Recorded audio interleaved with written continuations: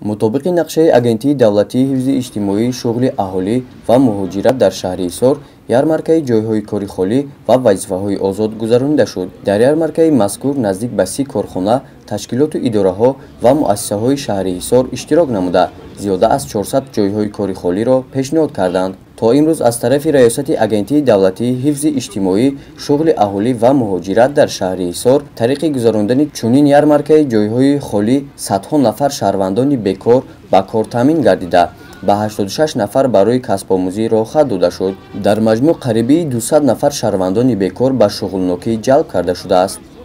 طبق نقشه کاری ریاست اگنتی مهنت و شغل اهالی شهر حصار امروز یارمارکای جایهای کاری خالی و وظیفه‌های آزاد برگزار گردیده ایستاده است که در این یارمارک 26 کاردهنده با 438 جایهای کاری خالی پیشنهاد کارجویان گردید و چنانه که از پیام ارائه شده سرور دولت اساسگزار صلح و وحدت ملی پیشوای ملت محترم امام علی رحمان برمی‌آید که در 5 سال آخر باید سن سالی که از 18 ساله بالا باید به کسب آموزی فرا گرفته شود و امروز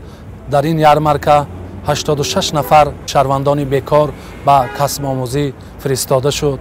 و راهخط به کسب آموزی گرفتند و در اینجا 36 نفر شهروندان بیکار شهر حصار به جای کاری دائمی تامین گردید. ما در آینده کوشش به غرض می‌دهیم که طبق طلبات بازار مهنت آن شهروندانی که از روی اختصاص‌های خود به جای‌های کاری دائمی تامین نماییم که این یکی از هدف‌های اساسی حکومت جمهوری تاجیکستان این به جای کاری دائمی تامین نمودن شهروندان عزیز میباشد. ба раёсати агентии давлатии ҳифзи иҷтимоии шуғли аҳолӣ ва муҳоҷират дар шаҳри Хисор қариби 176 нафар шаҳрвандони бекор муроҷиат карданд. аз ин 105 нафар дар соҳаҳои гуногун ба кор таъмин карда шуда, дар асоси шартномаи тарафайн бо маркази таълимӣ ба 199 нафар ба касбомӯзии курсҳои кӯтоҳмуддат роҳхат дода шудааст. раёсати агентии давлатии ҳифзи иҷтимоии шуғли аҳолӣ ва муҳоҷират дар шаҳри Хисор аз рӯи нақша дар 3 моҳ чунин ярмаркаҳоро ташкил менамояд.